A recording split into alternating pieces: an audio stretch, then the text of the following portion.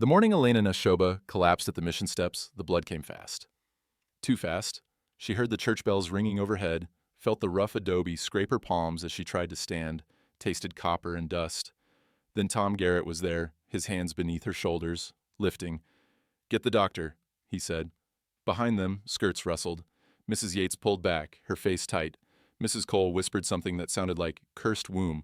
Someone else said "barren squaw," loud enough to carry. Tom ignored them all. He carried Elena through the mission door, her blood darkening his shirt.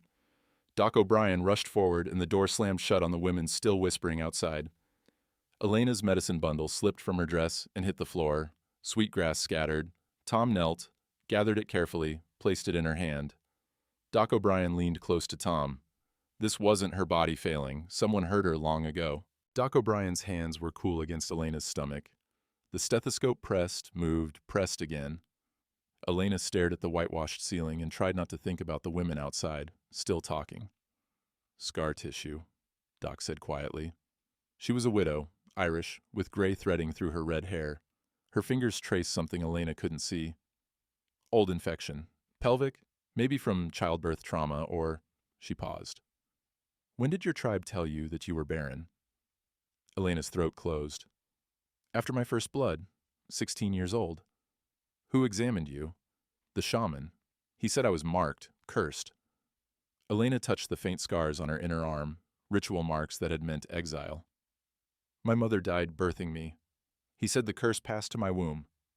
Doc O'Brien sat back. Her jaw worked. "Elena, this scar tissue is from infection, not a curse. Untreated, yes, but infection can be survived. It doesn't mean—" "I lost the baby," Elena's voice cracked. "This morning." "That's 3 miscarriages in 8 years." "Miscarriage doesn't mean barren," Doc's voice gentled. "It means your body's been through hell and keeps trying anyway." Elena closed her eyes. The room smelled like carbolic soap and something else, something that reminded her of her grandmother's cooking fire. She realized Tom had placed her medicine bundle on the table beside her. The sweetgrass scent filled the small clinic. "Rest here tonight," Doc said. "I'll check on you in the morning." 2 days later, Tom Garrett rode up to the mission guest house where Elena had been staying. He dismounted slow, hat in his hands, and knocked. Elena opened the door. She'd braided her hair, put on the blue calico dress the mission kept for women in need. She looked tired. Still beautiful, Tom thought, though he'd never say it aloud. "Miss Neshoba," he said, "I've got a proposition." She waited. "Got a ranch hand with an infected leg. Caleb. He's young, stupid, stepped on a nail, and didn't clean it proper. Now it's swelled up, and Doc O'Brien's got 3 other emergencies in town." He turned his hat in his hands. "Heard you know herbs. Healing." "I do. I'll pay $8 a month, room in the bunkhouse, meals with the hands." He met her eyes. "It's honest work." Elena studied him. She'd heard about Tom Garrett. His father had died 2 years back, left him a struggling cattle ranch on the edge of town. Good man, people said, kept to himself, never married, though plenty of women had tried. "Why me?" she asked. "Because Caleb's leg is turning colors I don't like. And you're the best herbalist within 50 miles. He paused. "And because I don't care what people whisper." The honesty of it struck her. She thought of the women pulling their skirts away, thought of the years ahead, alone, listening to whispers in every town she drifted through. "I'll need to gather supplies," she said. Tom's smile was small, real. "I'll wait." She said yes before she could stop herself. Something in his eyes, kind eyes, her grandmother would have called them, made her want to stay. As Tom helped her onto his horse, Elena caught movement on the ridge above town. A man in a fine coat stood beside a black gelding, holding a spyglass. He lowered it slowly, and even from a distance, Elena felt the weight of his stare. "Who is that?" she asked. Tom followed her gaze. His jaw tightened. "Samuel Pritchard, land speculator, bank agent." He said the words like they tasted bad. "Owns half the town and wants the other half." "Does he want your ranch?" Tom gathered the reins. "Everybody wants something they can't have." They rode toward the Garrett Ranch in silence. The desert wind carried the scent of sage and dust. Leather creaked. The horse's hooves struck a steady rhythm against hard earth. Elena touched the medicine bundle tucked inside her dress. Tom had returned it to her without a word, had treated it like something sacred instead of something shameful. Maybe, she thought, this place could be different. On the ridge, Pritchard watched them disappear over the rise. Then he turned his horse toward town, toward his office where contracts and deeds waited in neat rows. He smiled. Caleb was 19, red-haired, and trying hard not to cry when Elena unwrapped his leg. The wound had gone from red to purple, streaked with lines that climbed toward his knee. It smelled like rot and fear. "How long?" Elena asked. "Week and a half," Caleb admitted. Tom stood in the doorway of the bunkhouse, arms crossed. Elena ground yarrow and golden seal in her mortar, added honey, mixed it into a paste. The herbs smelled sharp and clean against the stink of infection. She packed the wound, wrapped it in clean cloth, then looked at Tom. "Needs changing twice a day, 3 if the fever spikes." "You'll stay then," Tom said. It wasn't quite a question. "I'll stay." Caleb fell asleep within the hour, the lines of pain easing from his face. Elena washed her hands in the basin outside, watched the sun drop toward the western hills. The ranch was small, a house, barn, bunkhouse, corrals for maybe 40 head of cattle. Everything needed paint or repair, but it was clean, honest. Tom brought her a plate of beans and cornbread. They ate on the porch steps, not talking, listening to the cattle settle for the night. "Thank you," he said finally, "for helping him. It's what I do." Even so. The wind shifted. Somewhere in town, a dog barked.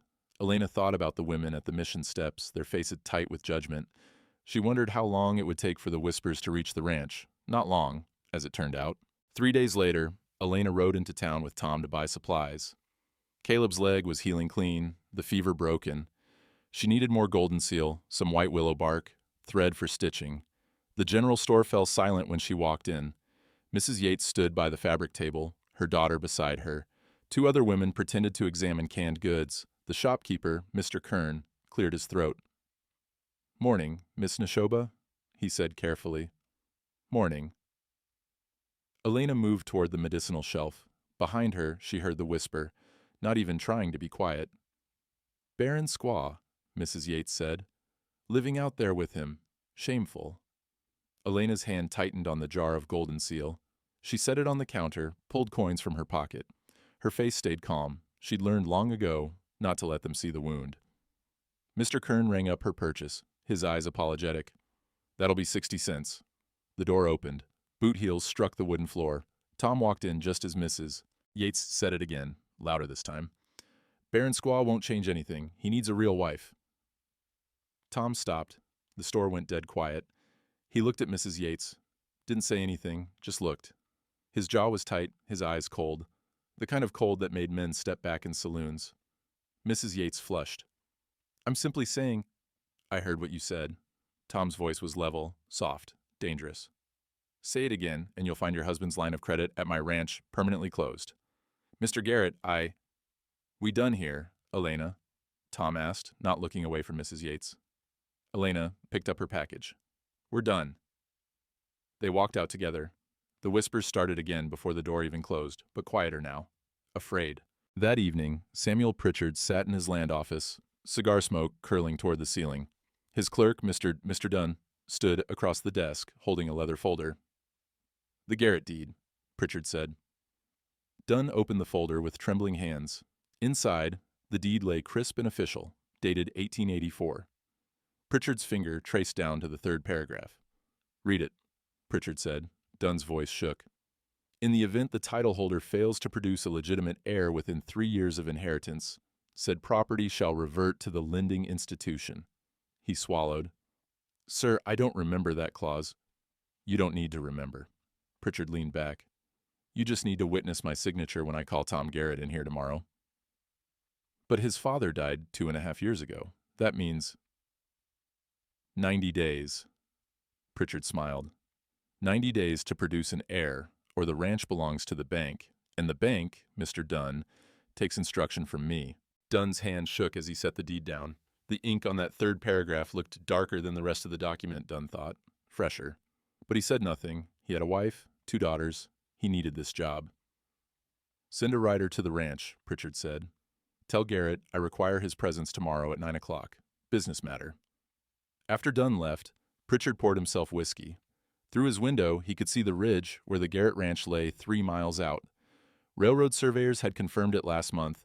The most direct route to Tucson ran straight through Garrett land. The railroad would pay $15,000 for right-of-way. $15,000. And all that stood between Pritchard and that money was one stubborn cowboy and his barren Indian whore. He raised his glass to the window. 90 days. Tom rode into town the next morning, his stomach tight with a feeling he couldn't name. The summons had been brief. Business matter. 9 o'clock. S. Pritchard.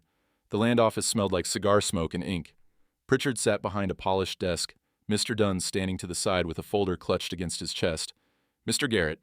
Pritchard didn't stand. Sit. Tom remained standing. What's this about? Pritchard opened the folder, slid a document across the desk. Your father's will, the deed to your ranch. Tom had seen it before, at the reading 2 years back. He scanned the page, saw nothing new. Third paragraph, Pritchard said. Tom read it again. The words didn't change. Legitimate heir within 3 years. That wasn't... Tom looked up. My father never... Your father signed this deed when he took the bank loan in 1884. Pritchard tapped the paragraph with one manicured finger. Standard clause for family properties. Ensures the land stays productive, stays in capable hands. Tom's mind raced. 3 years from his father's death, 2.5 years gone already. That left. 90 days, Pritchard said, reading his face. You have 90 days to marry and produce a legitimate heir, or the property reverts to the bank. He leaned back, smiled. I'm willing to offer you an alternative, of course. Sell now. I'll give you $500 and forgive the outstanding loan. You walk away clean. 500? Tom's voice went flat. The land's worth 6,000. The land's worth what someone will pay, and in 90 days it'll be worth nothing to you. Pritchard relit his cigar. Think about it. You're 35, unmarried, and from what I hear, you've taken up with a barren squaw. Not exactly a path to fatherhood. Tom's hands curled into fists. Mr. Dunn looked at the floor, his face pale. I'll find a way, Tom said. 90 days, Mr. Garrett. Pritchard slid a paper across the desk. Sign here, acknowledging receipt of notice, unless you'd prefer I foreclose immediately for non-compliance. Tom signed. His hand didn't shake, but it wanted to. Outside, he stood on the boardwalk, the paper clutched in his fist. The sun beat down. A wagon rolled past, the driver nodding hello. Everything looked the same. Everything had changed. 90 days, no heir, no ranch. He rode home knowing he'd just lost everything his father had built. Elena was grinding white willow bark when Tom walked into the ranch house. She looked up, saw his face, and set down the mortar. What happened? He told her. All of it. The clause, the deadline, Pritchard's offer. When he finished, his voice was raw. I'll go, Elena said quietly. Tom's head snapped up. What? I'll leave.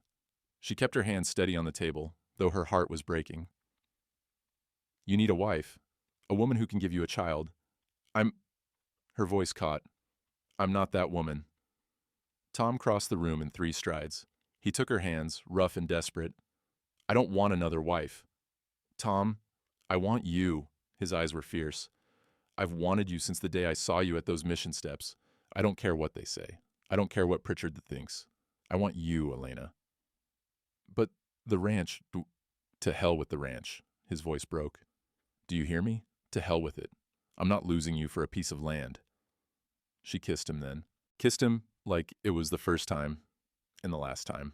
Like she could pour 12 years of loneliness into his mouth and have him swallow it whole. When they pulled apart, both were shaking. I can't give you a child, she whispered. Then we'll have each other. He pressed his forehead to hers. That's enough. That's more than enough. But that night, lying in her bunk in the quiet darkness, Elena knew it wasn't enough. Not for the law, not for Pritchard, not for the ranch Tom's father had died believing his son would keep. She thought of the shaman's words. Cursed womb. 12 years she'd carried that sentence. She closed her eyes and felt the tears come. The next morning, Doc O'Brien rode out to the ranch. She found Elena in the garden plot behind the house, pulling weeds that didn't need pulling. Tom told me, Doc said, dismounting, about the clause. Elena didn't look up. There's nothing to tell. There might be. Doc knelt beside her in the dirt. The smell of turned earth and sage surrounded them. Elena, I need to ask you something. When that shaman examined you, what exactly did he do? He looked at the ritual marks, said they showed the curse. Did he examine you? Internally? Elena's hands stilled. No, he said the marks were enough. Doc's jaw tightened. Those marks are ink and ash. They don't show a damn thing about fertility. She took Elena's hand. I want to examine you properly. Do tests. Because I think... She stopped, chose her words carefully. I think someone lied to you. Elena looked at her. Hope was a dangerous thing. She'd killed it years ago. Why would he lie? I don't know. But I'm going to find out. 2 weeks passed. Caleb's leg healed clean. The cattle grazed fat on spring grass, and Tom discovered the creek had run dry. He found it at dawn, riding the northern boundary. The creek bed was cracked earth and stones, not a trickle left. He followed it upstream, his gut tightening with each empty bend. A mile up, he found the dam. Rocks and logs, piled careful and deliberate across the natural channel. The water pooled behind it, then diverted east through a cut that ran toward Pritchard's holdings. 2 men stood guard, with rifles across their laps. Creek's been rerouted, one said, not apologetic. Legal water rights. Mr. Pritchard filed the claim last month. Tom's hand moved toward his gun, stopped, 2 against 1, and they had the high ground. This is my water. Was your water. Judge signed the order. The guard spat tobacco juice. You got a problem. Take it up with the court. Tom rode back to the ranch, his mind racing through calculations he didn't want to make. 40 head of cattle. Desert heat coming. The well would handle the house, maybe a few animals, but not the herd. 6 days, he figured. Maybe 7, if he rationed. Then he'd have to start shooting his own stock. He told Elena that night on the porch. She sat beside him, her hand finding his in the darkness. How long until the deadline? She asked. 60 days. Neither of them said what they were both thinking. The cattle would be dead in a week. Without the herd, the ranch was worthless. Pritchard would foreclose anyway. We could sell, Elena said softly. Take his $500. Start somewhere else. I'm not running. Tom's voice was hard. My father died on this land. I'll be damned if I let Pritchard steal it. The cattle started bawling in the night, thirsty and confused. The sound carried across the desert like grief. 3 days later, Elena fainted drawing water from the well. Tom found her crumpled by the pump, the bucket overturned beside her. He carried her inside, shouting for Caleb to ride for Doc O'Brien. Elena woke on the kitchen table, Doc's cool hands on her wrist, counting pulse. I'm fine, Elena said. Just the heat. You're pregnant. Doc's voice was matter-of-fact. The room tilted.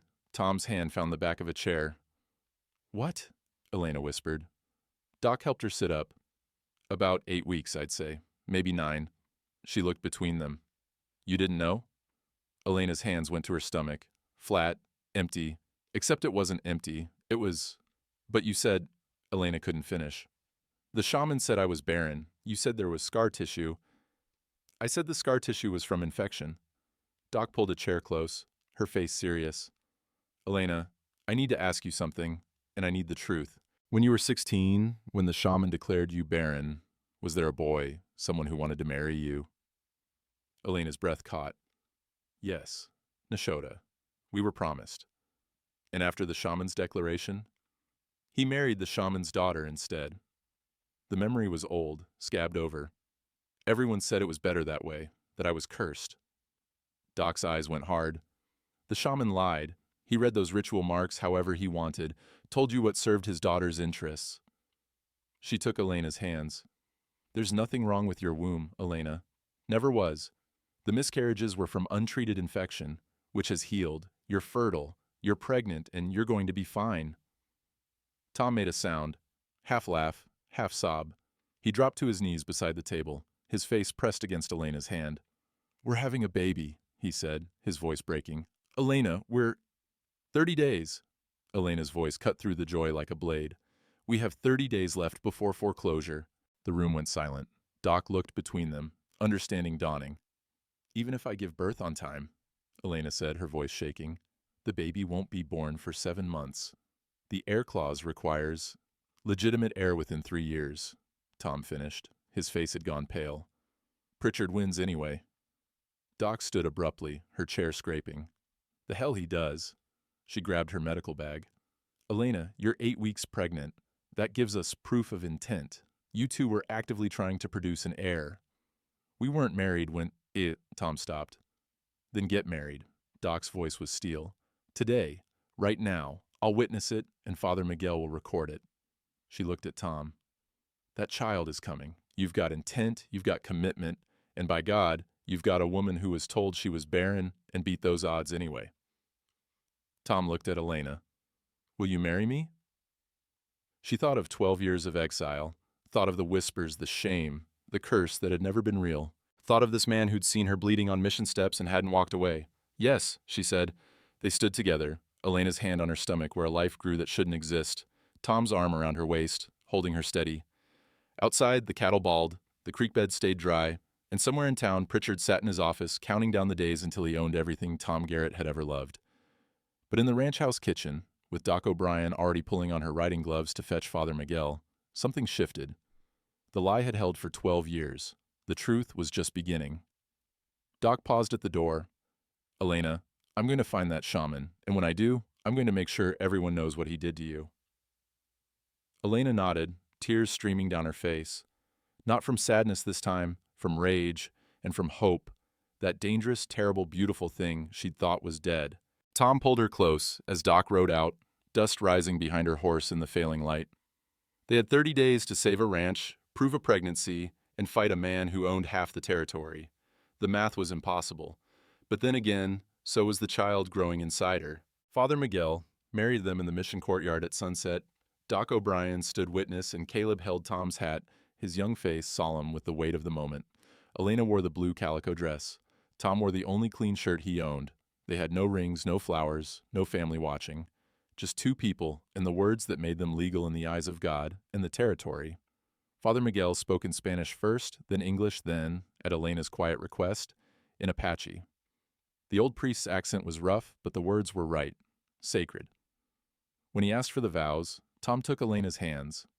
I don't have much to give you, he said. A dying ranch, a fight I might not win, but I've got a life, and it's yours. All of it. Elena's voice was steady. I was told I'd always be alone. You proved them wrong. She touched his face. Everything I am is yours. Everything I'll be. Father Miguel smiled. Then by the power vested in me by the territory and by God, I pronounce you husband and wife. Tom kissed her there in the courtyard, with the mission bells silent overhead and the desert wind carrying the scent of sage. When they pulled apart, Elena's hand went to her stomach, a gesture she didn't realize she was making, protective, certain. Doc O'Brien handed Father Miguel a leather-bound ledger. You'll record this? Of course. The old priest opened the book, his quill already inked. Name, date, witnesses. Standard registry. He wrote in careful script, the scratch of the quill loud in the quiet courtyard. When he finished, he didn't close the book. Instead, he looked at Tom and Elena with eyes that had seen 50 years of human trouble. This ledger, he said slowly, is the official church marriage registry. Territorial judges use it to verify legal unions. He paused. Mr. Garrett, if anyone questions the legitimacy of your marriage, this record stands as proof. And Tom met the priest's eyes. Understanding passed between them. Thank you, Father. Miguel nodded. He closed the ledger, set it carefully on his desk. I keep records of everything. Everything. He looked at Tom. Should you ever need it. After the ceremony, Tom retrieved something from his saddlebag. A brand iron, the handle worn smooth from his father's grip. He held it out to Elena in the fading light. The brand was an interlocking circle, no beginning, no end, just continuous. My father made this, Poe said. The mark means family, not by blood, but by choice. He placed the iron in her hands. You're family now, Elena. This makes it official. The metal was cool against her palms, heavy, real. In my tribe, Elena said softly, we have a ceremony too. She pulled her medicine bundle from inside her dress, the sweet grass Tom had gathered from the mission floor. She opened it, and the scent filled the courtyard. Cedar and sage and something older than words. She struck flint, let the bundle smolder, then moved the smoke over Tom's head, his shoulders, his hands. The ritual her grandmother had taught her, the one that meant, you are seen, you are known, you are kept. This smoke carries prayers, she said. For protection, for strength, for family that lasts. Tom breathed it in, his eyes were wet. When the smoke cleared, Elena pressed the brand iron back into his hands. Teach me how to use it. Now? Now. They walked to the corral behind the mission where Doc's horse waited. Tom built a small fire, heated the iron until it glowed. Then he guided Elena's hands, both of them holding the handle, waiting for the exact moment when the metal would mark without cruelty. Steady, Tom murmured. Let the iron do the work. They pressed it to the fence post.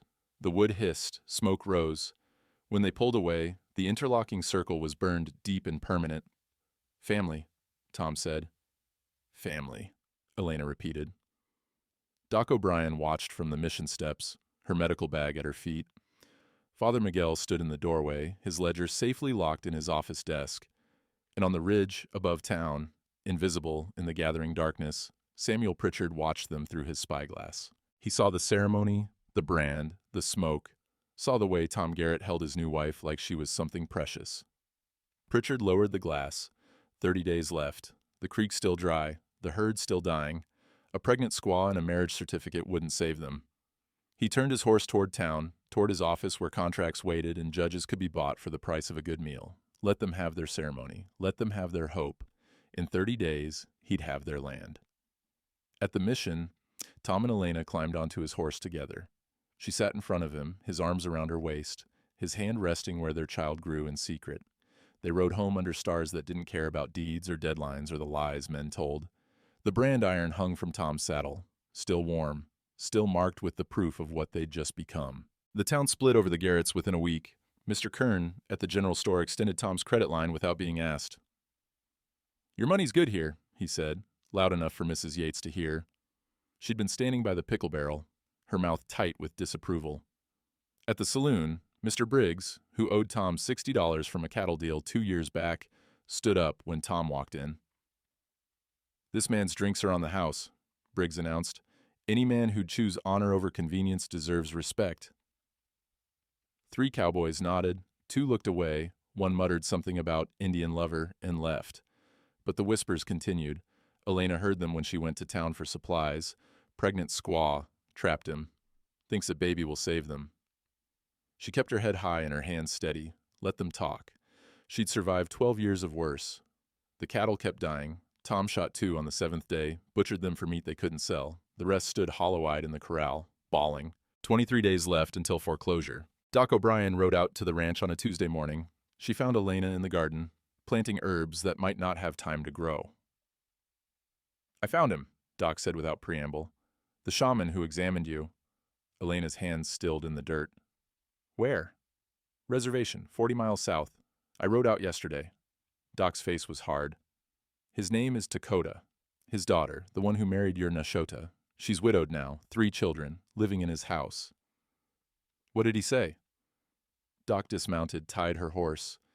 "He denied it at first, said the marks don't lie. But I pushed, told him I was a doctor, told him about scar tissue and infection." She knelt beside Elena in the dirt.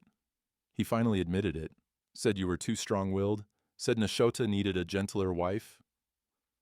Elena's breath came sharp. "He ruined my life to serve his daughter?" "Yes."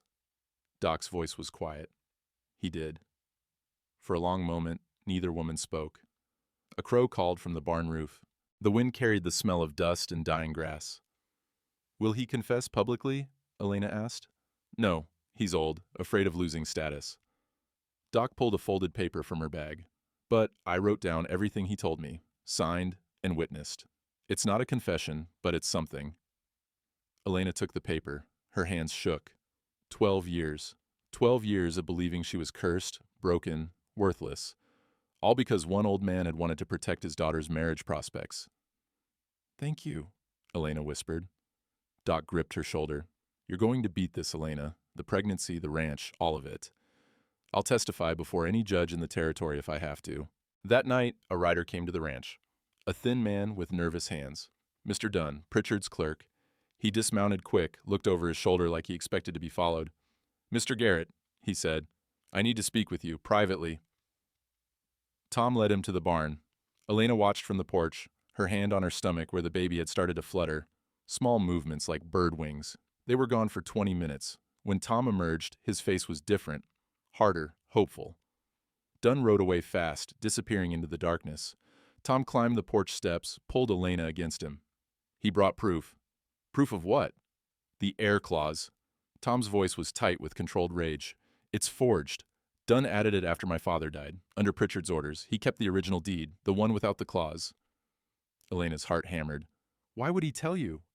"Because Pritchard's threatening his family now. Wants Dunn to testify that the clause was always there, that my father signed it willingly." Tom's hands curled into fists. "Dunn has 2 daughters, Pritchard implied they might have accidents if Dunn doesn't cooperate. Will he testify against Pritchard? Tom shook his head. Too afraid, but he gave me the original deed, and he told me something else. He looked at Elena. Pritchard keeps a ledger, records of every bribe, every threat, every judge he's bought. It's in his office safe. The combination is his daughter's birthday, June 14th, 6:14. How does Dunn know? He's the one who writes the entries. Tom's smile was grim. Pritchard doesn't trust banks with evidence of his crimes, keeps it close. Elena touched his face. What are you going to do? Whatever I have to. He kissed her, fierce and desperate. We've got proof the clause is fake. If we can get that ledger, prove Pritchard's been bribing officials. Tom, if you're caught, then I'm caught. He pulled her close. But I'm not losing you. I'm not losing this baby. And I'm damn sure not losing the ranch my father died, believing I'd keep. Inside the house, Caleb slept. The cattle lay silent in the corral, too weak to cry anymore. The creek bed stayed dry.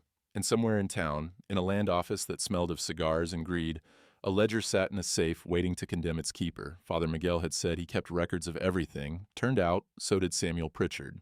The difference was, Pritchard's records would destroy him. Tom just had to survive long enough to use them. 14 days until foreclosure, the endgame was beginning. The sheriff arrived at dawn, 7 days before the deadline. His boots struck the porch boards like a judge's gavel. Tom opened the door, Elena at his shoulder. Sheriff Hayes was 50, gray-bearded, and looked like he hadn't slept. He held a folded paper stamped with the territorial seal. Tom, he said quietly. I'm sorry. Tom took the paper, read it. His jaw went tight. Emergency foreclosure order, signed by Judge Whitmore. Tom looked up. 7 days? Pritchard said 30. Judge moved it up. Says the property's in violation of water ordinances, livestock health codes. Hayes shifted his weight. It's legal, Tom. I checked. It's bought, Tom said flatly. Pritchard owns Whitmore. Everyone knows it. Hayes said nothing. His silence was answer enough. Behind Hayes, sitting easy on a black gelding, Samuel Pritchard smiled. He wore a fine coat despite the heat. His boots gleamed. Mr. Garrett, Pritchard called, I'm prepared to extend my previous offer. $500, and you walk away today. No shame in it. You fought hard. Tom's hand moved toward his gun. Elena caught his wrist. 7 days, Tom said, his voice flat. That's what the paper says. 7 days, Pritchard agreed. But where will you go after? Your wife? He nodded toward Elena, his smile widening. She'll birth that baby in a ditch somewhere. Assuming she makes it that long. Desert's no place for a pregnant squaw. Tom took a step forward. Hayes raised a hand. Don't, the sheriff said quietly. He's baiting you. Pritchard laughed. Think about it, Garrett. You'll hang on to pride and lose everything. He gathered his reins. I'll be in my office when you come to your senses. He rode away, the sheriff following. Tom stood on the porch, the eviction notice crumpling in his fist. Elena touched his back. We still have time. 7 days, Tom's voice broke. 7 days to prove fraud, fight a judge, and keep you from... He couldn't finish. Couldn't say the image that haunted him. Elena alone, on a roadside. Their baby coming with no roof overhead, no one to help. I won't let that happen, he said, but they both heard the desperation in his voice. That night, Doc O'Brien, Father Miguel, Mr. Briggs, and Mr. Kern gathered at the mission. Tom spread the papers on Father Miguel's desk. The original deed Dunn had provided, Doc's written statement about the shaman's lie, the marriage registry. It's not enough, Mr. Briggs said. He was a practical man, balding, with a scar across his knuckles from a fight years back. Judges see paper tricks all the time. Pritchard will say Dunn forged the original, that you're all lying. Then we need the ledger, Tom said. Silence. Everyone knew what that meant. Breaking into Pritchard's office is a hanging offense, Mr. Kern said carefully. Even if you get the ledger, even if it proves everything, you'd be arrested before you could use it. Not if we do it during the hearing, Father Miguel said quietly. Everyone looked at him. The old priest folded his hands. Request an emergency hearing before Judge Callahan. He's territorial, not local. Pritchard hasn't bought him yet. Miguel's eyes were sharp. Present your evidence. The original deed, the marriage registry, Doc's testimony. While Pritchard is defending himself in court, someone enters his office. And steals the ledger, Tom finished. Retrieves evidence of criminal activity, Father Miguel corrected. There's a difference. Doc O'Brien leaned forward. Callahan's tough, fair, but he won't rule on accusations alone. He'll want hard proof. The ledger is proof, Tom said. Can you get into that safe? Briggs asked. Tom thought of Dunn's whispered confession. 6/14, his daughter's birthday. Yes. Kern shook his head. This is insane. If it goes wrong, it already went wrong, Tom said. Pritchard forged a deed, bribed a judge, and threatened a man's daughters, all to steal land for railroad money. He looked at each of them. I'm not asking you to break the law. I'm asking you to help me expose someone who's been breaking it for years. Father Miguel stood. I'll request the hearing. Judge Callahan respects church authority. He'll grant it. I'll testify about Elena's fertility, Doc said. Medical evidence of fraud. Briggs cracked his knuckles. I'll stand witness to Pritchard's threats. He tried to strong-arm me last year over a property line. Kern nodded slowly. My testimony, too. He's coerced half the merchants in town. Tom looked at them, these people who had nothing to gain and everything to lose. Why are you doing this? Father Miguel smiled. Because sometimes the law needs help remembering what justice looks like. They planned for 3 hours. Who would testify in what order, how to keep Pritchard in the courtroom long enough. The timing of the break-in. When the others left, Tom and Elena walked back to the ranch under stars that seemed too bright, too clear. What if it doesn't work? Elena asked. Tom pulled her close. His hand found her stomach, where their child grew stronger each day. Then we run, we take what we can carry, and we disappear. And let him win? And keep you safe. He kissed her hair. I'd rather lose the ranch than lose you. Elena said nothing, but in her heart, she made a different vow. She would not run. She would not hide. She had spent 12 years living under a lie, 12 years believing she was cursed, broken, worthless. Tomorrow, she would stand in a courtroom and tell the truth, even if it meant standing alone, even if it cost her everything. The baby kicked against her hand, small, insistent, alive. Family that lasts, Tom had said when he gave her the brand iron. Tomorrow, she would fight for that family. Or die trying. The territorial courthouse was packed by 9 o'clock. Every bench filled, people standing along the walls. The air smelled like sweat and tension and the dust that blew in through the open windows. Judge Callahan sat behind the bench, a lean man with iron-gray hair and eyes that missed nothing. He'd ridden in from Tucson on Father Miguel's urgent request, and he looked like a man who didn't appreciate having his time wasted. This hearing concerns the Garrett Ranch foreclosure, he said, his voice carrying. Mr. Pritchard, you're the plaintiff? Pritchard stood, confident in his fine suit. Yes, Your Honor. Simple matter of contract default. Mr. Garrett failed to meet the terms of his father's deed. Mr. Garrett? Tom stood beside Elena. She was 8 months pregnant now, the swell of her belly visible under her blue dress. Every eye in the courtroom tracked to her. Your Honor, the contract is fraudulent. The clause in question was added after my father's death. Murmurs rippled through the crowd. Judge Callahan's gavel cracked. That's a serious accusation. You have proof? Father Miguel stood. Your Honor, if I may, the church has records relevant to this case. Proceed, Father. Miguel approached the bench carrying his leather-bound ledger. This is the official marriage registry for San Miguel Mission. Recorded here, dated 3 weeks ago, is the legal marriage between Thomas Garrett and Elena Neshoba Garrett. He opened the book, showed the entry. Under territorial law, a church-registered marriage is binding and legitimate. Pritchard's lawyer, a thin man named Sadler, stood. Irrelevant, Your Honor. The heir clause requires a born child, not merely a pregnancy. The clause requires intent to produce an heir, Tom said. My wife is pregnant. That demonstrates clear intent. Judge Callahan studied the registry. When is the child due? 2 months, Elena said quietly. It was the first time she'd spoken. Her voice carried despite its softness. And the foreclosure deadline? 7 days, Pritchard said smoothly. Per the original contract, which Mr. Garrett's father signed in 1884. I'd like to see that original contract. Pritchard's smile didn't waver. Mr. Dunn has it prepared. He gestured to his clerk. Dunn stood slowly from the back row.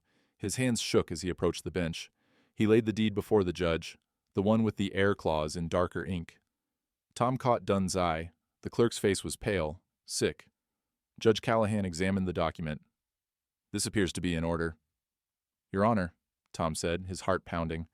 I have the actual original deed, the one without the fraudulent clause. He pulled the paper from his coat, handed it to the judge. The courtroom erupted. Pritchard's face went white, then red. That's a forgery. Dunn, tell him. Dunn stood frozen, his mouth opened, closed. Mr. Dunn? Judge Callahan's voice was steel. You witnessed this original deed? The clerk's eyes found his daughters in the crowd. 2 girls, 10 and 12, sitting with their mother. Then he looked at Pritchard. Dunn's voice cracked. I can't lie anymore. Dunn, sit down, Pritchard started. I added the air clause. Dunn's words came fast, desperate. Mr. Pritchard ordered me to do it after Mr. Garrett Sr. died. He wanted the land for the railroad, told me to forge the clause, make it look original, said if I didn't cooperate, my family would have accidents. The courtroom exploded. Judge Callahan's gavel cracked 3 times before the noise subsided. Mr. Pritchard, the judge said, his voice cold, you have something to say. Pritchard stood, his composure cracking. This is a conspiracy, Your Honor. Dunn is lying to save his job. That deed Garrett provided is the forgery. I can prove it, Doc O'Brien said, standing. Your Honor, I'm Dr. Margaret O'Brien. I've examined both documents. The ink on the air clause is visibly newer than the rest of the text. Any chemist could confirm it. Pritchard's lawyer tried to object, but Judge Callahan waved him silent. There's more, Your Honor, Father Miguel said. If the court will permit, Mrs. Garrett has testimony regarding related fraud. Elena stood. Her hand rested on her belly. Tom reached for her, but she shook her head. Let me do this. She walked to the front of the courtroom, her back straight despite the weight she carried. Your Honor, she said, her voice steady. My name is Elena Neshoba Garrett. For 12 years, I was told I was barren, cursed. The tribal shaman who examined me said I could never have children. She paused. He lied. She told the story, the shaman's daughter who wanted Neshoda, the ritual marks misread on purpose, the years of exile and shame. Dr. O'Brien examined me properly, Elena continued. She found scar tissue from infection, not infertility. She confronted the shaman. He admitted he lied to serve his daughter's interests. She laid a hand on her belly.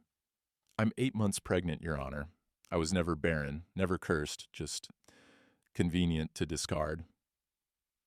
Her eyes found Pritchard. This man called me a barren squaw in front of witnesses, said I'd birth my baby in a ditch.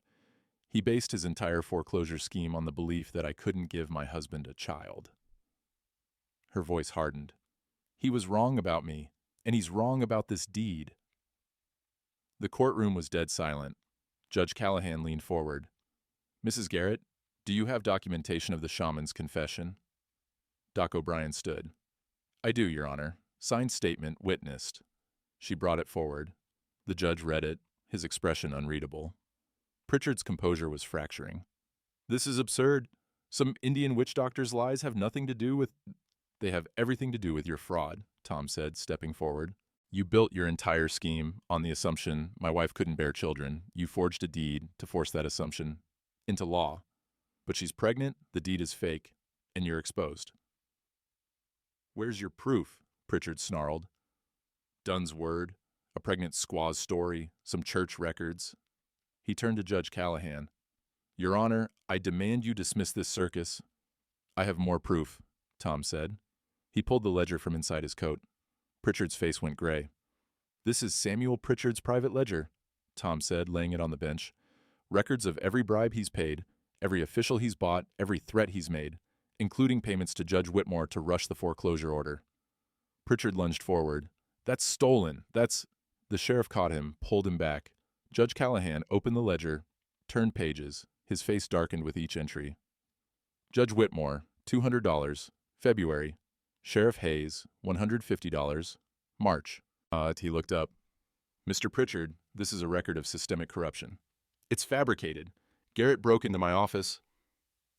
Actually, Father Miguel said calmly, I retrieved it this morning while you were riding to court. The door was unlocked. I was concerned about potential evidence being destroyed. It was a lie. Tom had broken in at midnight, hands shaking as he worked the safe combination, But Miguel said it with such priestly authority that no one questioned him. Judge Callahan stood. "Mr. Pritchard, you're under arrest for fraud, bribery, forgery, and extortion. Sheriff," he looked at Hayes, "take him into custody." Hayes moved slowly, his face unreadable. When he pulled out his handcuffs, his hands were steady. Pritchard struggled. "This isn't legal. That evidence was stolen." "The evidence is damning," Judge Callahan said, "and I don't particularly care how it arrived at my bench." He turned to Tom and Elena. "The foreclosure is dismissed.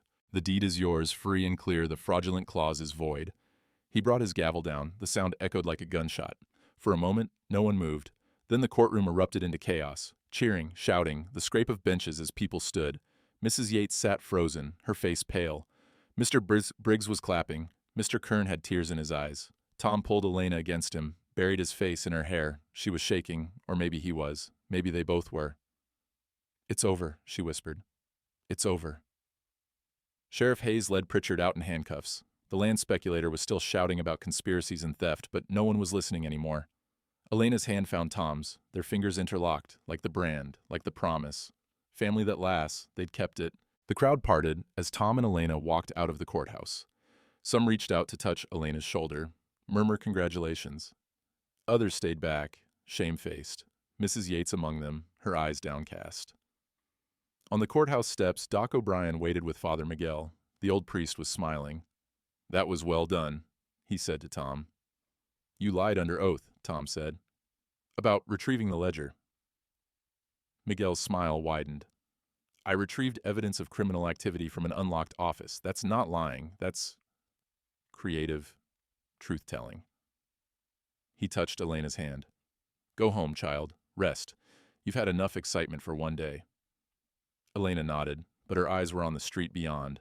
A wagon was approaching, loaded with supplies. Mr. Kern sat at the reins. He pulled up beside them. "Thought you might need these," he said, gesturing to the wagon bed. "Fence posts, barbed wire, grain sacks, tools. On credit. No interest. Pay me when the ranch is back on its feet." Tom's throat tightened. "Mr. Kern, it's nothing." The shopkeeper tipped his hat to Elena. "Welcome home, Mrs. Garrett." He drove away before Tom could thank him properly. More people approached. Mr. Briggs pressed $40 into Tom's hand. "Part of what I owed you, plus interest." A rancher from the next valley offered to lend cattle until Tom's herd recovered. 2 cowboys volunteered to help rebuild the dam on the creek. The town that had whispered was finding its voice again, this time speaking her name with respect. Mrs. Yates appeared at the edge of the crowd. She approached slowly, her hands twisted in her shawl. "Mrs. Garrett," she said, not quite meeting Elena's eyes, I was wrong. About you. About everything." Elena studied her. The woman who'd called her barren squaw, loud enough for the whole store to hear. The woman who'd pulled her skirts away like Elena carried disease. "Yes," Elena said simply. "You were." Mrs. Yates flinched. Then she pulled a bundle from her basket. A quilt, hand-stitched in blues and whites. "For the baby, when it comes." She held it out. Elena took it, felt the weight of hours spent sewing, of guilt transformed into cloth. "Thank you," Elena said. It wasn't forgiveness, not yet, but it was a start. They rode home as the sun dropped toward the western hills. The wagon from Mr. Kern followed, driven by Caleb. The young ranch hand was grinning like he'd won the lottery. When they crested the rise and saw the ranch below, Tom pulled the horse to a stop. The creek was running. Water poured through the channel, clear and fast, sparkling in the late sun. The dam upstream had been dismantled. Judge Callahan's first order after the trial. Men from town had ridden out immediately, torn down the rocks and logs, set the water free. The cattle were drinking, their heads down, their sides already looking less hollow. "It's really over," Tom said, his voice rough. Elena leaned back against him. "It's really over." They rode down to the ranch house. Caleb unhitched the wagon, started unloading supplies with the energy of someone who'd just witnessed justice served raw and honest. That night, Tom and Elena sat on the porch steps, listening to the creek run and the cattle settle. The air smelled like water and growing things. "What do we do now?" Elena asked. Tom's hand found hers. "We build, fix the fences, expand the herd, plant a real garden." He paused. "We stay. No more running. No more running." Elena touched her belly. The baby was restless tonight, moving like it knew something had changed, like it understood that the world it would be born into was different now, safer, more certain. "What should we name her?" Tom asked. Her? I think it's a girl, he smiled. Strong like her mother, stubborn like her father. Elena thought of the women in her family. Her grandmother, who taught her to read smoke and stars. Her mother, who died bringing her into the world. Rosa, she said. It means strong in my grandmother's tongue, and it's a flower that grows in hard places. Rosa Neshoba Garrett. Tom tested the name. I like it. They sat in comfortable silence, watching stars emerge. Somewhere in town, Pritchard sat in a jail cell, his empire of bribes and threats collapsing around him. Dunn was home with his daughters, finally able to sleep without fear. Doc O'Brien was probably writing up medical notes about the day a barren woman proved the impossible. And Father Miguel was recording everything in his ledger, the trial, the truth, the way justice sometimes arrived late but arrived nonetheless. Tomorrow there would be work, fences to mend, cattle to tend, a ranch to rebuild, but tonight there was just this, 2 people on a porch, a baby growing between them and the sound of water running free.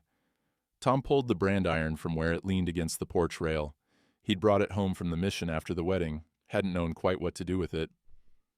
We should make a sign, he said, for the gate, something that says who we are. Garrett Ranch, Elena said. Garrett Neshoba Ranch, Tom corrected. Both names, both families. Elena looked at him, her eyes bright. Family that lasts. Family that lasts, he agreed. 2 years later, on a morning when the desert air was cool and clear, Rosa Neshoba Garrett took her first steps in the ranch yard. She was small for 2 years old, dark-haired like her mother, with her father's blue eyes. She toddled from Elena's arms toward Tom, who knelt in the dust with his hands out. Come on, little bird, he said. You can do it. Rosa took 3 wobbling steps, then fell on her bottom. She laughed, a sound like water over stones, and tried again. Doc O'Brien watched from the porch, a cup of coffee in her hands. She was pregnant herself now, 6 months along.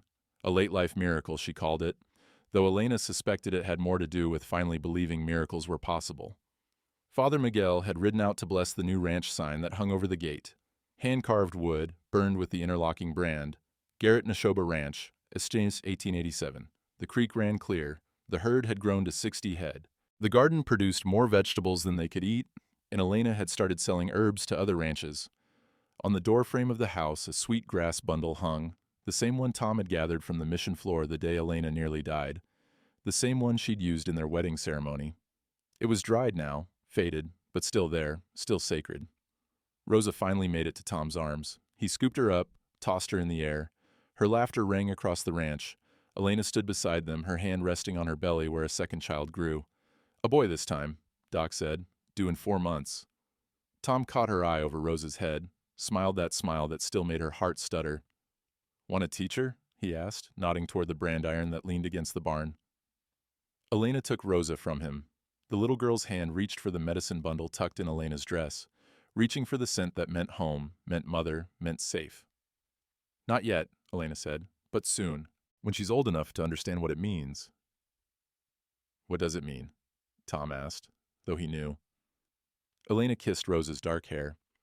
That family isn't about blood. It's about choice, about standing up when the world tells you to kneel, about loving someone enough to fight for them. She looked at the ranch, the creek, the cattle, the garden, the sign bearing both their names. It means we lasted. Tom pulled them both close, his family, his choice, his life. In town, they still told the story, about the barren Apache woman who proved everyone wrong, about the cowboy who'd bet everything on love, about the day justice showed up late but showed up fighting. The whispers had changed. Now they said, the Garretts, good people, strong family. And on quiet nights, when the wind carried voices across the desert, you could almost hear the words that mattered most. Family that lasts. Now, some folks will tell you that story's about justice. Others will say it's about love. I reckon it's about something simpler, truth. The kind that don't need a courtroom to be real, but sometimes needs a courtroom to be heard. Elena Neshoba carried a lie for 12 years. Carried it like it was carved into her bones, permanent as those ritual marks on her arm. And the thing about lies, they're heavy. Heavier than truth ever is. Because truth just sits there, patient, waiting. But lies? Lies need constant feeding, constant believing. They'll eat you alive if you let them. That shaman who declared her barren, he fed that lie for years. Fed it to his daughter, to the tribe, to Elena herself, and it grew until it was bigger than any of them, until it became the only story anyone knew about Elena Neshoba. But Tom Garrett, he never heard that story. Or maybe he heard it and didn't care. Some men are like that. They see past the labels people stick on each other, see straight through to the bones of a thing. I asked him once, years later when we were both old men sitting on his porch, why he'd risked everything for her. The ranch, his reputation, his freedom. Could have walked away 100 times. He just looked at me with those blue eyes gone pale with age and said, because she was worth it. Simple as that. And I suppose it was simple, at least to him. The trial made all the territorial papers. Land fraud exposed. Apache woman vindicates honor. Railroad plot foiled. Pritchard served 8 years in Yuma prison, lost everything, his business, his reputation, his family. His daughter moved east, changed her name, wanted no part of her father's legacy. Judge Whitmore was removed from the bench. Sheriff Hayes kept his job after testifying against Pritchard, admitting to the bribes but cooperating with the investigation. Small towns forgive small sins when bigger ones get expelled. Mr. Dunn never worked as a clerk again. Didn't matter. He started a small freight business, made an honest living. His daughters grew up proud of the day their father found his spine. Doc O'Brien delivered 73 babies over the next 20 years. Her own daughter became a doctor, too. They practiced together until Doc died in 1911, peaceful in her sleep at 79. Elena held her hand at the end. Father Miguel kept recording everything in his ledgers until his eyes gave out in 1903. The mission still has those books, locked in a room that smells like old paper and time. You can see the entry about Tom and Elena's wedding if you ask the right priest. The handwriting's shaky toward the end, but the words are clear. Married before God and man, let no one separate what truth has joined. The Garrett Neshoba Ranch prospered. Not rich, understand, never rich, but prosperous in the ways that matter. 4 children total. Rosa, then Samuel, then the twins, Emma and Elizabeth. All of them grew up speaking 2 languages, knowing 2 ways of seeing the world, Apache and white, woven together like the strands of a rope. Rosa became a teacher. Taught on the reservation and in town schools, both. Said education was the only thing nobody could take from you, no matter what lies they told. She never married, but she had 100 children if you count all the ones she taught. Samuel took over the ranch, expanded it, modernized it, but kept that brand iron hanging in the barn, kept the sign his father carved, kept the sweetgrass bundle his mother had carried through hell. The twins, well, Emma became a nurse and Elizabeth a lawyer. First Apache woman, admitted to the territorial bar. Made her grandmother's spirit proud, people said. Made her mother cry with joy. Tom Garrett died in 1923, 36 years after he'd carried a bleeding woman through the mission door and decided her life was worth fighting for. He was 71, worn down by hard work and hard years, but satisfied. You could see it in his face at the end. Elena outlived him by 9 years, delivered half the babies in that county, treated illnesses with herbs the doctors couldn't explain, but couldn't deny worked. When people asked her about the old days, about being called barren, about the trial, about fighting Pritchard, she'd just shake her head. That was a long time ago, she'd say. Different world now. But it wasn't that different, not really. People still whispered, still judged, still tried to tell you who you were and what you could be based on what they needed you to be.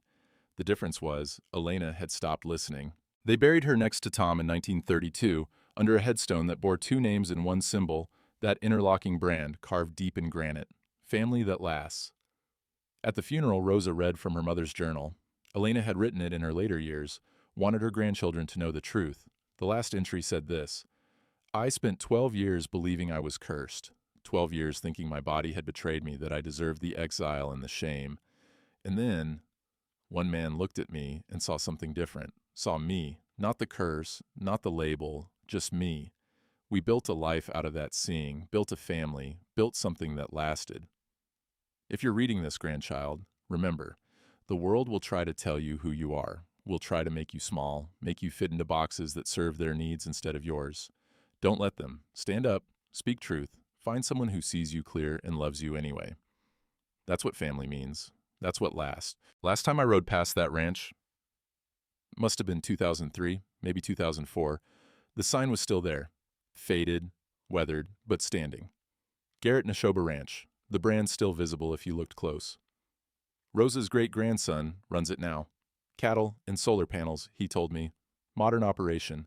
But he keeps that old brand iron in the barn, shows it to his kids, tells them the story about their great-great-grandmother who was told she'd never have children, and their great-great-grandfather who bet everything that love was stronger than lies. And those kids, they're learning to speak Apache from their grandmother, learning the old ways alongside the new, learning that family isn't about blood alone. It's about choice, about standing up when standing is hard, about truth that outlasts the people who try to bury it. Reckon that's the kind of story worth passing down. Reckon that's the kind of family that lasts, the land remembers, the creek still runs. And somewhere in a mission archive, an old priest's handwriting records the day two people chose each other and changed what choosing meant. Sometimes the whole world shifts because one person couldn't walk away from truth. Sometimes justice arrives late, dusty, and fighting. But when it arrives, it echoes. Lord, how it echoes.